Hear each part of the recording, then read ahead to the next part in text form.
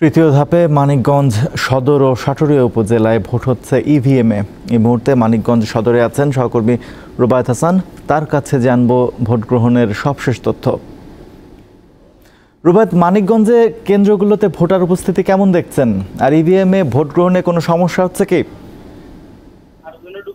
ধন্যবাদ। ভোটের প্রায় 2 ঘন্টা হতে চলেছে।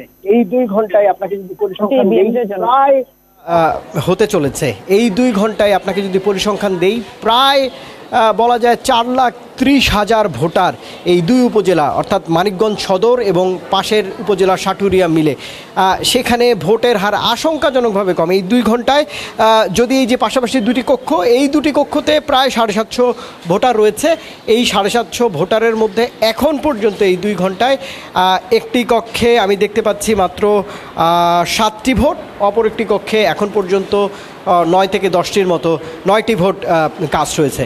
অর্থাৎ 750 ভোটারের মধ্যে এই 2টি কক্ষের নির্বাচন পরিচালনা যারা করছেন তারা সুষ্ঠুভাবে সকল প্রার্থীর যারা সমর্থক দেওয়ার কথা তারাও রয়েছেন, অফিসাররা রয়েছেন, নির্বাচনী অফিসাররা, তারা আয়োজন নিয়ে বসে আছেন, কিন্তু ভোটারের দেখা নেই এখন পর্যন্ত। 2 ঘন্টা হতে চলেছে।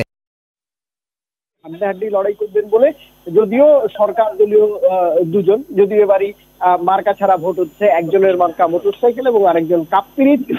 দুজনই আওয়ামী লীগের ক্ষমতাসীন দল, তাদের রাজনীতি করতে তাদের আসলে চেয়ারম্যান নির্বাচনে ভোটাররা ভোট দিবেন তাদের দুজনকেই। সদরের মানুষ এমনটা প্রত্যাশা করছে, কিন্তু ভোটের উপস্থিতি কম। নির্বাচনী যারা কর্মকর্তা রয়েছেন তাদের সঙ্গে কথা বলবার আমার সুযোগ হয়েছিল। তারা বলছেন যে আয়োজন ক্যামেরার ফ্রেমে বা আমরা সাদা চোখে যেমনটা দেখছি যে আয়োজন খুবই চমৎকার।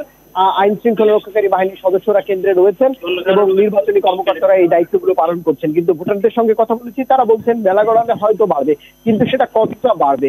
এই 2টি কক্ষে 750 ভোটারের মধ্যে এখন পর্যন্ত মাত্র 16টি ভোট কাস্ট হয়েছে, এমনই আসলে চিত্র।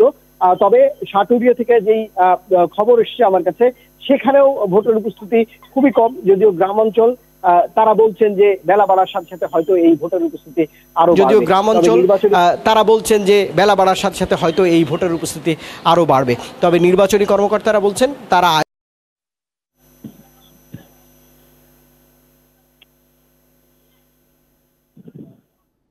রুবায়েত, আপনাকে ধন্যবাদ। তিনি আছেন মানিকগঞ্জে।